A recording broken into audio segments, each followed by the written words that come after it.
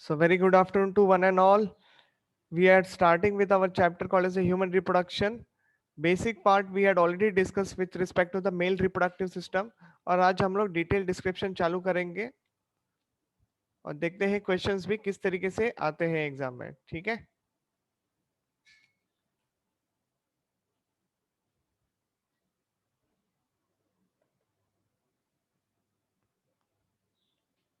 So this male reproductive system, the diagram which you can see on the screen, today we will be start discussing all the labelings over here. Okay. So first, सबसे पहला आ रहा है आपके screen scrotum वाला scenario.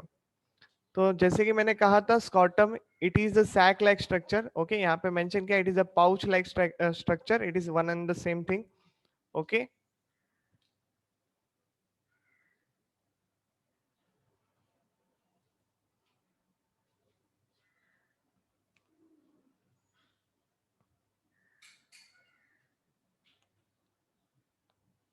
Okay yeah it is one and the same thing. Pouch and sac like structure बोल सकते हो आप लोग. पिगमेंटेड स्किन है.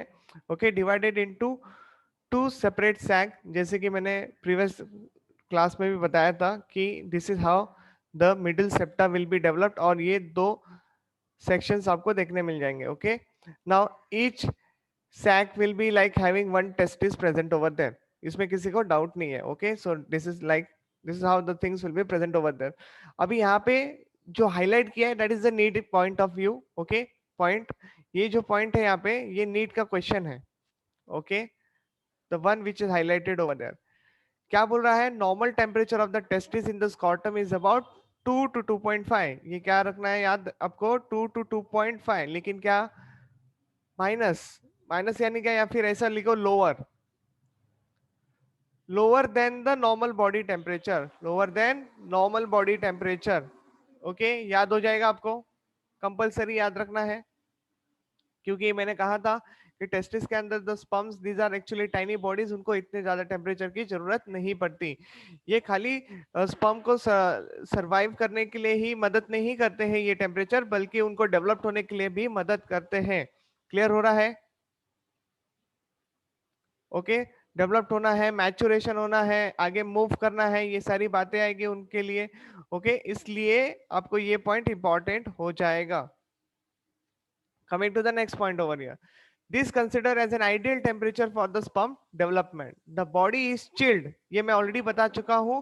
तो स्मूथ मसल क्या हो जाएंगे? कॉन्ट्रैक्ट हो जाएंगे and brings the testis closer to the pelvic cavity या फिर आप बोल सकते हो abdominal cavity region. Okay, allow the testis to absorb the heat from the rest of the body so that the sperm cells do not become chilled. Inguinal canals help the scrotum to retain contracted towards the abdominal region. Very, very important point. Okay. Scrotum को contract रखने के लिए इंग्यूनल canals मदद करते हैं. ये आपको ध्यान में रखना है. Okay, next, the spermatic cord forms from the spermatic artery, vein and nerve band together actually called as a connective tissue passes into the testis through the inguinal canal only. ये आपको समझ में नहीं आया होगा. फॉर एग्जाम्पल देखो, अगर यहाँ पे मैं बना दूं this is how the actually scrotal sac look like. Okay, and these are the testis present inside. और ये जो नीचे जो लाइंस बना रहे this is a gubernaculum. Okay, this is gubernaculum, this are testis. Okay, और ये मैं लिख देता हूँ यहाँ पे, ये पूरा रीजन को हम लोग लिख देते हैं स्कॉर्टम. ओके, अब बचा यहाँ पे से इसी टेस्टिस के अंदर एक्चुअली हैवी ब्लड सप्लाई रहेगा. ऐसे लिख देते हैं ब्लड सप्लाई. इसी के थ्रू यहाँ पे नर्वस सिस्टम भी रन करेगा, तो यहाँ पे मैं लिख देता नर्व सप्लाई. ओके, अब ब्लड सप्लाई किसके थ्रू हो सकता है? Artery and veins will be there. Okay, और साथ में आपको क्या देखने मिल रहा है? तो नर्वस टिश्यू देखने मिल रहा है. तो ये पूरा क्या है? एक कनेक्टिव टिश्यू बन जाता है. ये पूरा क्या बन जाता है? एक कनेक्टिव टिश्यू. इसी को एक्चुअली कहा जाता है स्पर्मेटिक कॉर्ड. ओके, क्या कहा जाता है? आप लोग ध्यान में रख सकते हो स्पर्मेटिक कॉर्ड करके. इसी के थ्रू वास डिफरेंस भी रन करने वाला है. क्लियर हो रहा है? इसी के थ्रू क्या रन करेगा? वासा डिफरेंशिया भी रन करेगा. पॉइंट क्लियर है एकदम? सभी लोगों को Yes, एकदम sir. पॉइंट क्लियर है? Spermatic Yes. कॉर्ड समझ में आया? इसी को एक्चुअली इंग्यूनल कैनल्स भी कहा गया है। See through into the testis through the inguinal canals. तो यही एक्चुअली कैनल सिस्टम के जैसे काम करेंगे। To make you understand this part very clearly, ये देखो यहाँ पे, यहीं पे आपके इंग्यूनल कैनल्स का लेबलिंग हो जाना Yes, चाहिए। sir. कहाँ पे गया? ये देखो सस्पेंसरी लिगामेंट लिखा है ना, ये सस्पेंसरी लिगामेंट यहीं पे है। सो देखो ये vast difference, can you see vast difference हल्का सा यहाँ पे, अगर आप लोग ठीक तरीके से देख पा रहे हो तो वही पीछे जा रहा है। क्लियर हो रहा है? सॉरी यहाँ पे यहाँ यहाँ से जा रहा है, दिख रहा है? Can you see that? ये यहाँ पे आके अटैच हो गया। मैं आपको रेड कलर के मार्किंग से दिखा देता हूँ। चलो सबको दिखाई दिया? ये यहाँ से वास्ट डिफरेंस चालू है। See this is how it has been enter. लेकिन आप लोग अगर ठीक से देखोगे तो यहीं पे देखो, ये तो वास्ट डिफरेंस हो गया। नीचे देखो blood supply artery and veins का डायग्राम भी दिया हुआ है। Can you see that? Yes, sir. हाँ, तो वो सारी बातें हैं जो स्कॉटम को ब्लड सप्लाई भी करती है। एक्चुअली टेस्टिस को ब्लड सप्लाई हो रहा है, उस पूरे रीजन को ब्लड सप्लाई हो रहा है। नर्वस कंट्रोल वहां पे है। इसके वजह से क्या हो रहा है? Remain contracted when the surrounding temperature is like lower हो जाता है, या फिर ठंडी एटमॉस्फेयर होने के कारण स्कॉटम कॉन्ट्रैक्ट कर जाते हैं। ठीक है, ये सारी बातें आपको समझनी है। और मैंने कहा था कि लाइक जो लोग गर्म पानी से वगैरह नहाते हैं, so that time also what happens, the scrotum will get relax, क्योंकि ज्यादा हीट अच्छी नहीं होती बॉडी के लिए। ओके,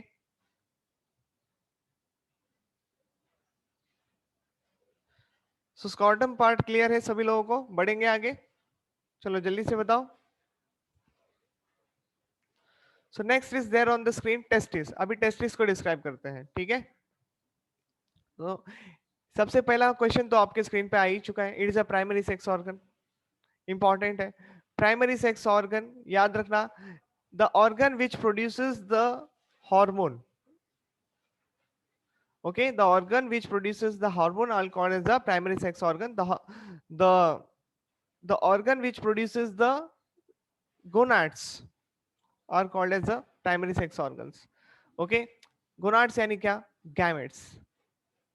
तो दो काम हो रही है, समझ में आ रहा है कि नहीं आ रहा है? दो काम देखने को मिल रहा है, एक तो हार्मोन प्रोडक्शन, दूसरी बात क्या है? Gamete production. गैमेट्स को ही हम लोग टर्म यूज करते हैं गोनाड्स, इसी का मतलब होता है प्राइमरी सेक्स ऑर्गन। क्लियर हो रहा है? फीमेल्स में अगर हम बात करेंगे तो ओवरीज आ जाएगा। ओके, फीमेल्स की अगर मैं बात करूंगा तो ओवरीज आ जाएगा। तो फिर सर सेकेंडरी सेक्स ऑर्गन करके भी कुछ टॉपिक आएगा? यस, बिल्कुल आएगा। ऐसे सेकेंडरी सेक्स ऑर्गन किसको कहेंगे? जो इन गैमेट्स को कंडक्ट करेंगे उनको सेकेंडरी सेक्स ऑर्गन कहेंगे। क्या सबको बात क्लियर है? जैसे कि वास डिफरेंस, वासा एफरेंशिया, ये सारी बातें जो हम लोग डिस्कस करने वाले हैं वो सब सेकेंडरी सेक्स ऑर्गन्स है। सभी बच्चों को क्लियर हो गया ये point? Come on, be little fast Yes, in sir. Answering. Very good. Yes, sir. Okay, तो ये इंपॉर्टेंट क्वेश्चन है, पूछा जा सकता है which one is a primary which one is a secondary sex organ करके आपको यहाँ पे आंसर करना आना चाहिए। ड्यूरिंग अर्ली फीटल लाइफ, अभी ये भी पॉइंट इंपॉर्टेंट है, ये भी नीट का क्वेश्चन है, देखो हाईलाइटेड किया है। जब बच्चा, आप कह सकते हो कि एक जेस्टेशन पीरियड होता है ना, ओके?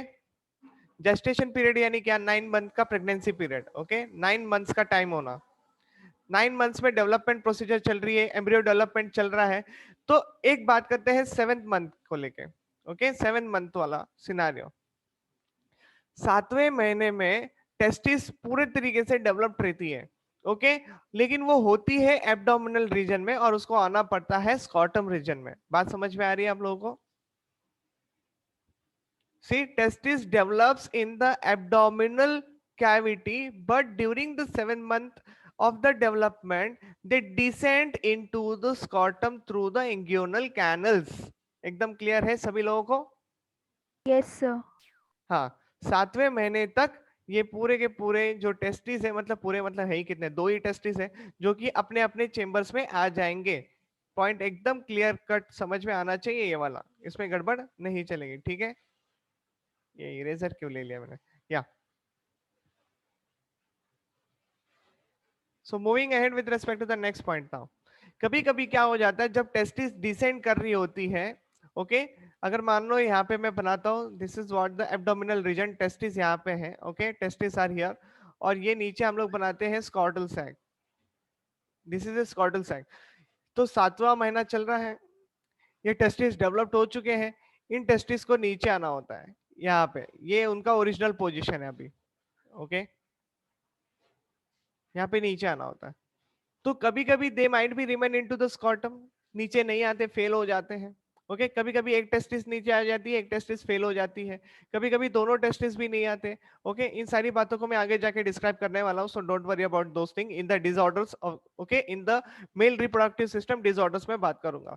फिलहाल के लिए जो टेस्टिस डिसेंट होने से फेल हो जाती है, मतलब टेस्टिस स्कॉटम में नहीं आती, ऐसे कंडीशन को हम लोग कहते हैं क्रिप्टॉर्चिडिज्म। याद रखो, क्या कहते हैं हम लोग इसको? क्रिप्टॉर्चिडिज्म कहते हैं। Means what? Testis fail to descend into the scrotum. याद रहेगा? Don't worry, I am going to repeat this point in the disorders वाले पार्ट में आएगा। अभी के लिए खाली ये टर्मिनोलॉजी दिमाग में डाल के रखा है। समझ में आ रहा है कि नहीं आ रहा है बातें? Yes, yes sir. हाँ, थोड़ी और बातें करेंगे हम लोग इसके रिस्पेक्ट में। फिलहाल के लिए बढ़ता हूँ आगे।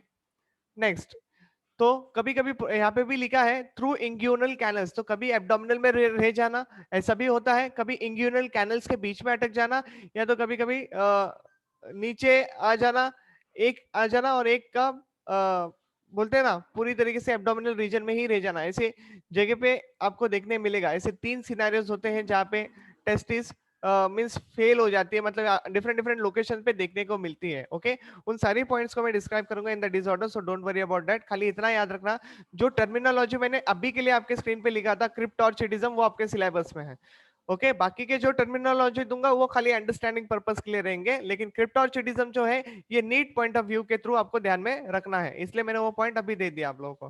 ठीक है, these are there is a pair of testes that are suspended in the scrotum by the spermatic cord.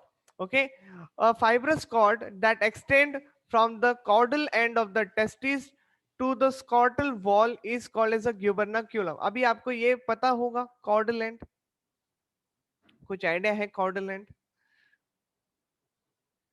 caudal end पता है? caudal end of the testis एक आप लोगों ने पढ़ा है, देखो कैप्यूट होता है, एक होता है कॉर्पोरा और एक होता है कॉर्डल। अभी इसको समझाने के लिए क्या करना पड़ेगा? एपिडिडाइमिस बनाना पड़ेगा। क्या बनाना पड़ेगा आप लोगों को? एपिडिडाइमिस बनाना पड़ेगा। देखो ये स्कॉर्डल सैक है, एक ही टेस्टिस बना रहा हूं मैं यहाँ पे। This is gubernaculum, right? मैं बार बार ये ड्राइंग बना रहा हूँ, दिस इज ग्यूबरनक्यूलम, ये टेस्टिस है। यहीं से हम लोग ऐसे हाईली कॉइल्ड ट्यूब बना के, इसी को वास डिफरेंस कहते हैं। सही बात है, ये हो गया वासा डिफरेंसिया। ठीक है, और ये जो इतना पार्ट है this is called first part. यहाँ पे इसको मैं लिख देता हूँ this is the second part, and यहाँ पे नीचे लिख देते हैं हम लोग this will be the third part. Are you understanding or not understanding? Yes, sir. Epididymis, ये पूरे 1 2 3 is together called as epididymis, highly coiled structure. मैंने ये बार बार बना के दिखाया, ड्राइंग बना के दिखाया है। ठीक है, सो this is called epididymis. Sir तो इसका ये जो नंबर 1 लिखा है वो कैप्यूट हो गया, फिर नंबर 2 जो लिखा है वो कॉर्पोरा हो गया, और नंबर 3 जो लिखा है वो कॉर्डल हो गया। बात समझा कि नहीं समझा? Yes, sir.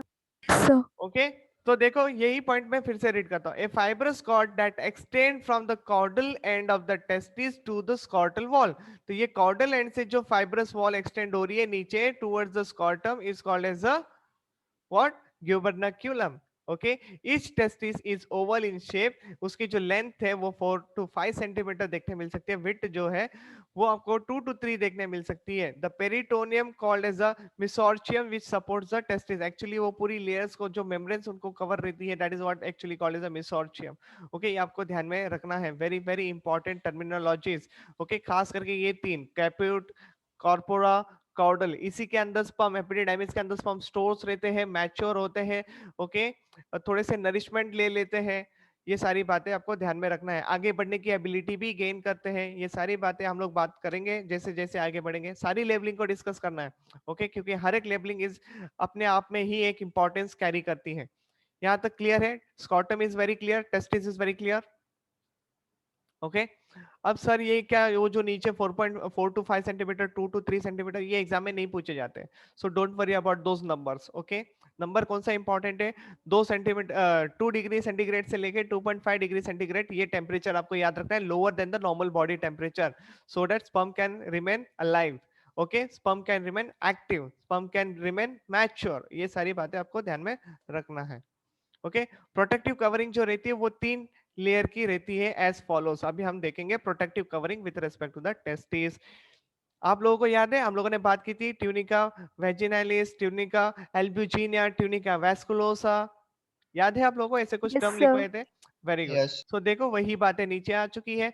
तो अभी इसमें याद क्या करना है वो मैं बताने वाला हूँ।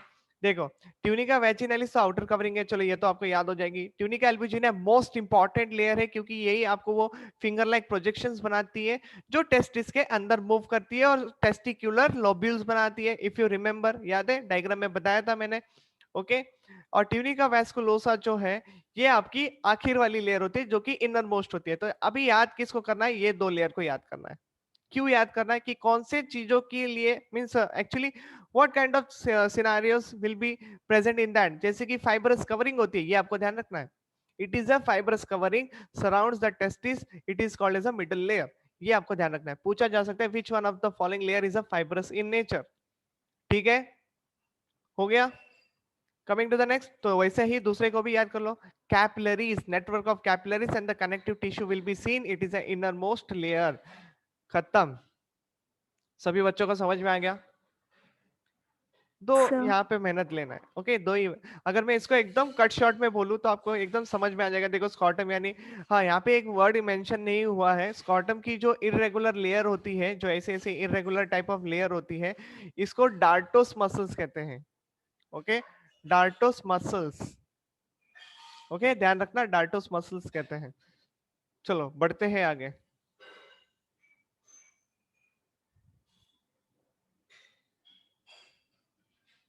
क्या हो गया?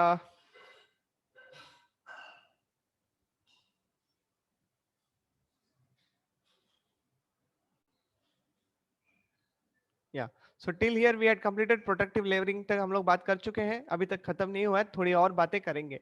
अभी देखो, जैसे कि ट्यूनिका एल्ब्यूजिनिया तो आ चुका है ना, तो बट ऑब्वियस सी बात है टेस्टिकुलर लोब्यूल के बारे में बात करेंगे sir.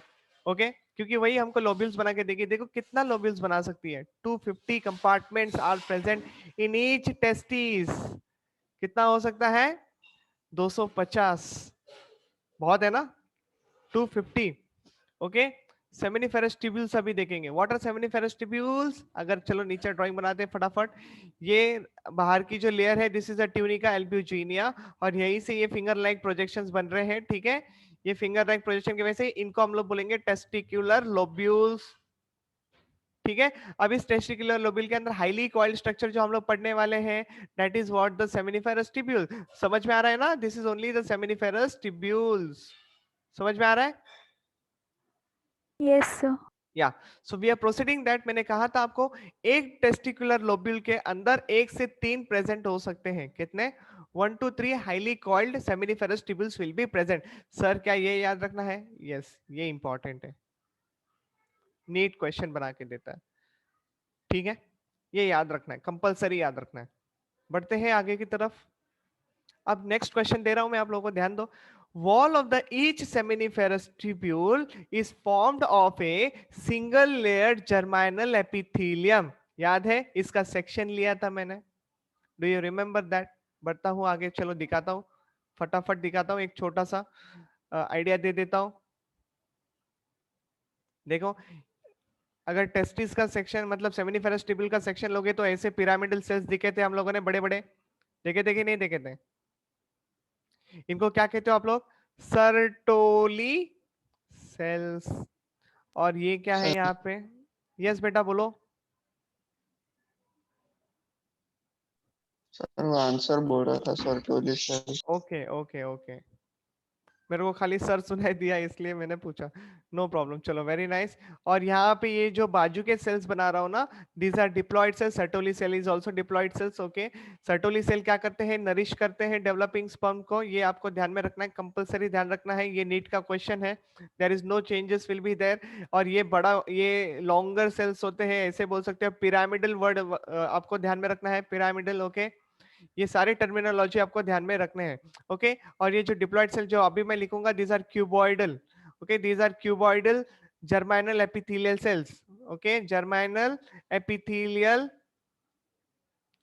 Sales. these cells are only going to act as a spermatogonia.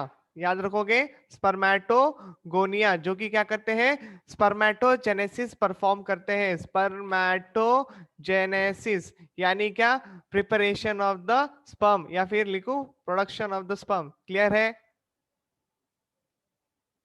Yes, sir. Very clear, very clear. पहले बताओ, एकदम कॉन्फिडेंटली आंसर आना चाहिए।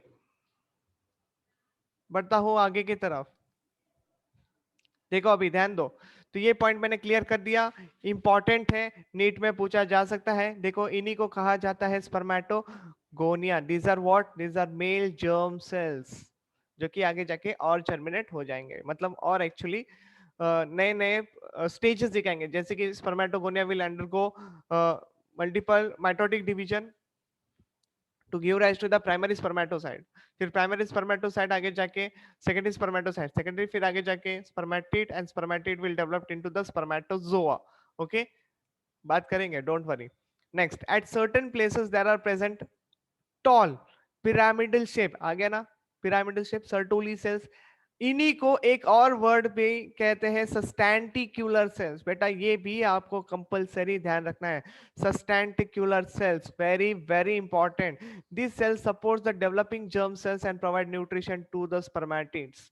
ओके, सर्टोली सेल्स को आपको काफी अलर्ट रहना है। देखो ये साइज में बड़े होते हैं, ट्रायंगुलर दिखते हैं, इसलिए वर्ड यूज किया गया है पिरामिडल। ये नरिश करते हैं, इन्हीं को एक और टर्म यूज किया गया है सस्टेंटिक्यूलर सेल्स। ये जो टर्मिनोलॉजी ये आपको और कहीं पे भी पढ़ने नहीं मिलेगा। आई थिंक ये आपको पढ़ने मिलेगा इन द हाइपोथैलेमस रीजन, लेकिन फिलहाल के लिए आपको पूरे चैप्टर में खाली यही सर्टोली सेल्स ऐसा रीजन है जहाँ पे सस्टेंटिकुलर सेल्स को लेके बात होती है, बाकी कहीं पे भी बात नहीं होने वाली है। ओके, याद हो गया?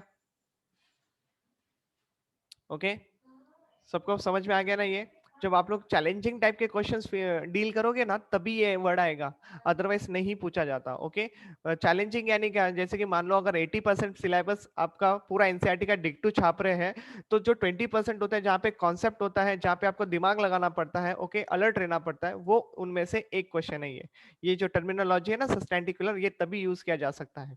समझा कि नहीं समझा? Yes, sir. ओके, अभी पढ़ते हैं ये काम क्या करते हैं। सर्टोली सेल जो है इनका हार्मोन सिक्रेट करने का काम है, क्योंकि आप लोग पढ़ रहे हो प्राइमरी सेक्स ऑर्गन, ठीक है, प्राइमरी सेक्स ऑर्गन पढ़ रहे हो, टेस्टिस के बारे में बात चल रही है, and this all part of the testis. Okay, so देखो सर्टोली सेल जो है ये क्या करते हैं, एंड्रोजन बाइंडिंग प्रोटीन सिक्रेट करते हैं। Androgen binding protein, androgen binding का मतलब क्या है, androgen is nothing but testosterone. देखो that concentrate testosterone in the seminiferous tubules, मतलब टेस्टोस्टेरोन कहीं और सिक्रेट हो रहा है और उसका यूज जो है वो कहीं और है। कुछ समझ में आ रहा है कि नहीं आ रहा है? नहीं समझ में आ रहा है ना? चलो लेके चलते पिकनिक पे फिर से। ये रहा हमारा सिनारियो यहाँ पे स्क्रीन पे। ओके, चलो अभी देखो सर इसी डायग्राम में कुछ और ऐड करने वाले हैं। ये बाहर का रीजन हम लोग क्या मानेंगे, चलो कौन बताएगा? ये कनेक्टिव टिश्यू, ये क्या है, याद है ना connective tissue? Sir. These are connective tissue, याद है? आप लोगों को याद करने की कोशिश करो, सर ने ऐसे कुछ छोटे छोटे 3-3 के ग्रुप बनाए थे, रिमेम्बर? ये क्या है? Leydig cells. ये क्या है? लेडिक्स सेल्स। ये क्या करेंगे? यही वो लेडिक सेल्स है जो कि टेस्टोस्टेरॉन्स बनाएंगे। क्या बनाएंगे? टेस्टोस्टेरॉन हार्मोन्स को बनाएंगे। अगर यहाँ पे देखो ये रेड कलर के, रेड नहीं, अभी रेड रेड बहुत हो जा रहा है, let's take the green colour. मान लो ये जो ग्रीन कलर है ये हार्मोन सिक्रेट किया लेडिक सेल्स ने, इसको मैं टी लिख देता हूँ, टेस्टोस्टेरॉन, लेकिन इसका यूज कहाँ पे हो रहा है? अंदर हो रहा है। Are you understanding? तो ये सर्टोली सेल क्या सिक्रेट कर रहा है? एंड्रोजन बाइंडिंग प्रोटीन सिक्रेट कर रहा है। मतलब ये एंड्रोजन बाइंडिंग प्रोटीन टेस्टोस्टेरॉन इसको आके जाके बाइंड करेगा। क्लियर हुआ कि नहीं हुआ? Yes, sir. Can you repeat, sir? Yes, I will repeat one second, ध्यान देना। लेडिक सेल्स कहाँ प्रेजेंट होते हैं? क्वेश्चन आया तो आंसर क्या होगा? In the connective tissue. Okay, in the connective tissue there is a presence of Leydig cells. What is the function of Leydig cells? They will secrete a hormone. What is that hormone called? As a testosterone. That is nothing but androgen only. Okay, testosterone is nothing but androgen only. कैसे लिखते हैं देखो, actually कहते हैं androgen, और उसका principal hormone होता है टेस्टोस्टेरोन, मतलब वन एंड द सेम। आपको क्या याद रखना है? Testosterone androgen one and the same, ऐसे याद रखो, कंफ्यूजन कभी नहीं होगा, ठीक है? तो ये जो एंड्रोजन है या फिर ये जो टेस्टोस्टेरोन है, इसको पकड़ने वाला भी तो बंदा चाहिए ना। Are you understanding? इसको कैच करने वाला भी एक बंदा चाहिए, इसको होल्ड करने वाला एक बंदा चाहिए, तो वो सिक्रेट करने का काम ये सर्टोली सेल्स करते हैं। तो सर्टोली सेल्स ने क्या किया, सिक्रेट किया एंड्रोजन बाइंडिंग प्रोटीन। तो फंक्शन जो टेस्टोस्टेरोन का है वो टेस्टिस के अंदर है, मतलब ऐसे बोलो सेमिनिफेरस ट्यूबल्स के अंदर है। अभी समझा कि नहीं समझा? क्यों सेमिनिफेरस ट्यूबल के यस अंदर है? क्योंकि क्यूबाइडल एपिथेलियल सेल जो कि जर्मिनल एपिथेलियल सेल्स कहलाते हैं वो भी उसी के अंदर है। Now did you understood? क्योंकि वही आगे जाके स्पर्मेटोगोनिया जैसे एक्ट करेंगे और वही आगे जाके स्पर्मेटोजेनेसिस करेंगे। अतः कल्ला कि नहीं कल्ला, जल्दी से बताओ। ओके यस सर Elder, तो sir.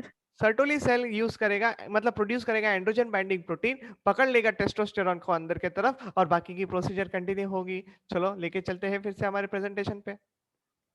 तो ये रहा हमारा प्रेजेंटेशन आपके स्क्रीन पे। तो मैं फिर से रिपीट कर रहा हूं, देखो point. Sertoli cell secrete androgen binding protein, ABP कहते हैं उसको, फुल फॉर्म के साथ याद रखना है। That concentrate testosterone in the seminiferous tubule. बात खत्म। दूसरा भी काम करते हैं सर्टोली सेल्स, क्या देखो, it also secrete another protein called as inhibin. Okay क्या वर्ड यूज किया है? इनिबिन। और ये हार्मोन क्या है? तो ये इट इज अ प्रोटीन, ये ध्यान रखना। Inhibin protein Sertoli cell secrete करते हैं। वो क्या करते हैं? Suppress the activity of FSH. Okay suppress the activity of FSH. FSH का फुल फॉर्म होता है एक्चुअली ये फॉलिकल स्टिमुलेटिंग हार्मोन्स, लेकिन सर मेल्स में तो फॉलिकल्स नहीं आते। डोंट वरी, थोड़ा सा होल्ड कर लो, बताऊंगा वो एफएसएच क्या करते हैं। ओके फिलहाल के लिए ऐसे मानो कि एफएसएच सीक्रेट हो रहा है। एफएसएच क्या हो रहा है? बॉडी में सीक्रेट हो रहा है। देखो एक बॉडी में सीक्रेट हो रहा है और उसका एक अमाउंट है कि वो यूज हो जाता है, लेकिन बार बार सीक्रेट होते रह रहा है।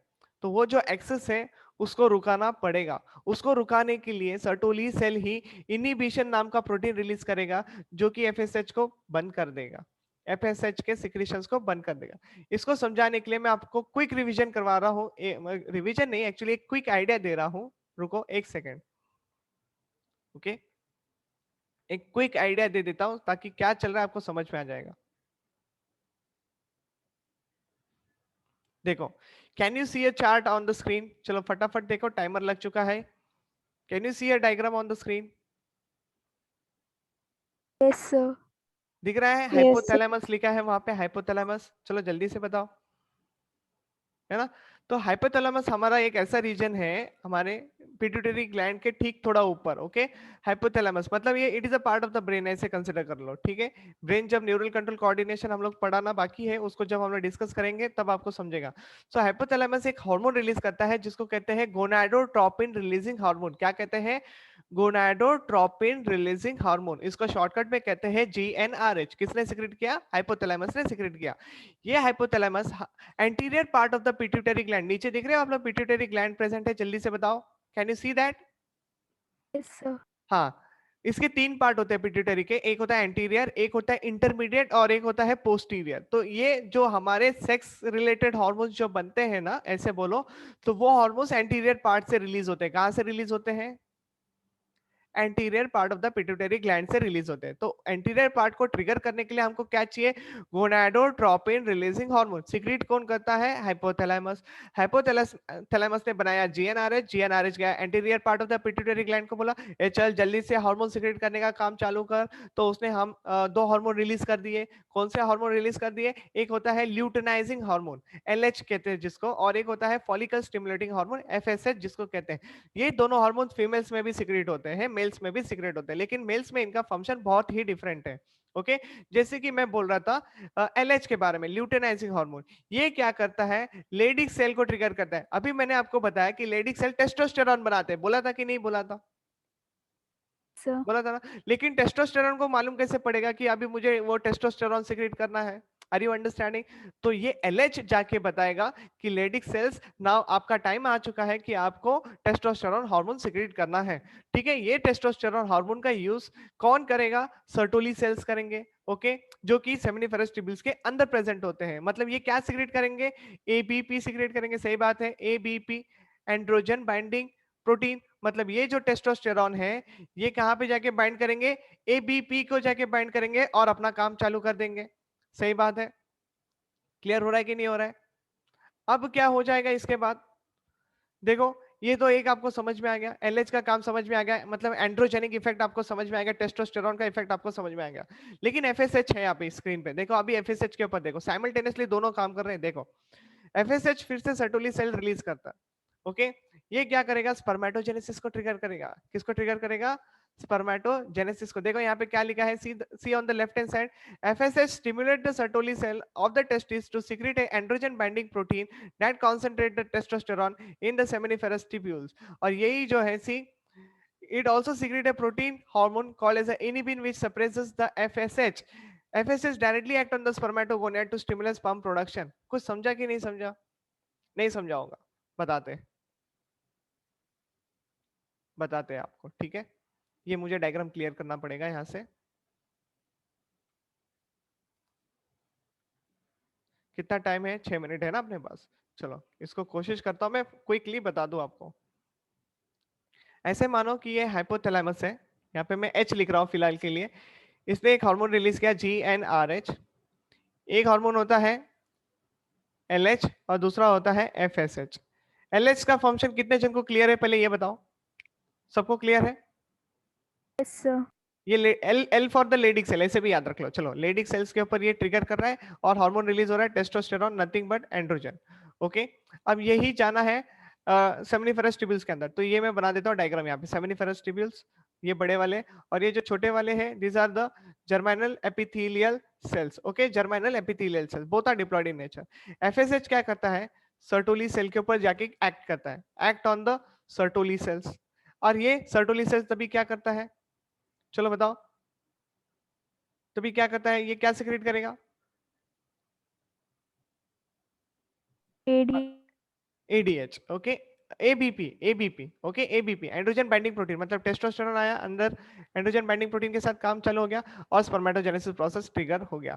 ये पॉसिबल है क्या, नहीं। अगर एफएसएच सीक्रेट नहीं हुआ तो ये पॉसिबल नहीं होने वाला है। Are you understanding now, clear हो रहा है? अब इसी के साथ साथ एफएसएच देखो कंटिन्यूअसली सीक्रेट होते रहेगा तो कंटिन्यूअसली ट्रिगर करते रहेगा सेमिनिफेरस ट्यूब्यूल को, यस और नो? Are you understanding? अगर वो एफएसएच कंटिन्यूअसली रिलीज होते रहेगा, that means what, you have to understand कि सर्टोली सेल को ट्रिगर होते रहेगा। सर्टोली सेल बार बार एबीपी कितना बनाएगा, टेस्टोस्टेरोन बार बार कितना ज्वाइंट होगा। Are you understanding? इनका बहुत कम रिक्वायरमेंट होता है बॉडी में, ओके। हार्मोन जो होते हैं इनका रिलीज अगर ज्यादा हो गया ना, फिर भी इसका यूज बहुत कम है। अगर मान लो 10 ml रिलीज होता है तो 1 ml ही यूज होने वाला है, ओके। तो बाकी का क्या है, एक्सेस है ना, वो एक्सेस हमेशा it will act as a negative feedback mechanism. याद रखना, anything in excess in our body will be helping us to stop that process, okay। तो वो नेगेटिव फीडबैक मैकेनिज्म होता है केमिकल कंट्रोल एंड कोऑर्डिनेशन में, मैंने एक बार बताया था, ओके। सो ध्यान देना अभी ठीक से, क्या क्या आपको समझना है यहाँ पे। तो एफएसएच एक्ट कर रहा है सर्टोली सेल पे, सर्टोली सेल क्या कर रहा है, एबीपी बना रहा है, एबीपी क्या करेगा, टेस्टोस्टेरोन को अंदर कॉन्सेंट्रेट कर लेगा और स्पर्मेटोजेनेसिस प्रोसेस ट्रिगर हो जाएगी, ओके। स्पर्मेटोजेनेसिस वाली प्रोसीजर चलेगी। अभी क्विक कर रहा हूँ मैं, बाद में इसको फिर से बहुत अच्छी तरीके से बताऊंगा, so don't worry about that thing. अभी खाली मैं आपको जनरल आइडिया दे रहा हूँ, ओके। अब दूसरी बात, सर्टोली सेल क्या करेगा, इनिबिशन प्रोटीन भी सीक्रेट करेगा, प्रोटीन ऑफ इनिबिशन कहते हैं, ओके, या फिर प्रोटीन ऑफ इनिबिन कहते हैं। ये इनिबिन मतलब क्या, ये जाएगा सीधा हाइपोथैलेमस को ट्रिगर करेगा कि बाबा हाइपोथैलेमस बेटा जीएनआरएच को बंद करो, सो दैट एफएसएच की सिक्रीशन बंद हो जाएगी। इन शॉर्ट एलएच की भी सिक्रीशन बंद होने वाली है। Are you understanding now? So no more FSH, no more LH, so no more further procedure will be taking place. अभी समझा कि नहीं समझा? Sir. सभी बच्चों को समझा? ये जो एरो ऊपर लेके गया हूं ना, this is called as a negative feedback mechanism. तो sir what is positive feedback mechanism? ये जो प्रोसीजर चल रही है ना, ये जो नीचे जितना भी सर ने अभी एक्सप्लेन किया कि हार्मोन रिलीज हुआ, काम हुआ, ओके, स्पर्मेटोजेनेसिस हुआ, ये सारी बातें जो आप लोगों ने अभी समझी, इसको कहते हैं पॉजिटिव फीडबैक मैकेनिज्म। क्लियर है? Yes, sir. ठीक है। So don't worry about this hormonal control of the male reproductive system. मैं इसको फिर से बहुत अच्छी तरीके से बताने वाला हूँ। वो जो डायग्राम है वो मैं इसको अलग तरीके से मॉडिफाई करके दूंगा, जैसे अभी स्क्रीन पे है। ये थोड़ा सा क्विक रिवीजन टाइप है डायग्राम है, मैं आपको और अच्छी तरीके से बना के दूंगा, ओके। फिलहाल के लिए जो डिस्क्रिप्शन पॉइंट ऑफ व्यू है उसके तरफ चलते हैं, okay. Let's see what is the time remain, 2 minute है, ओके। देखते हैं क्या पॉइंट बचा है हमारा।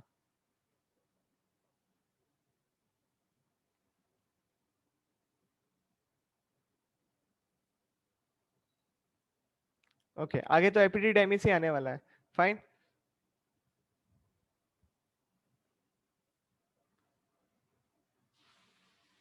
सो ये जो पॉइंट है, ये पॉइंट क्लियर हो गया सभी लोगों को, protein of inhibition which suppresses the FSS synthesis. Okay, inhibition का मतलब ही है कि सप्रेस करना, बंद करना।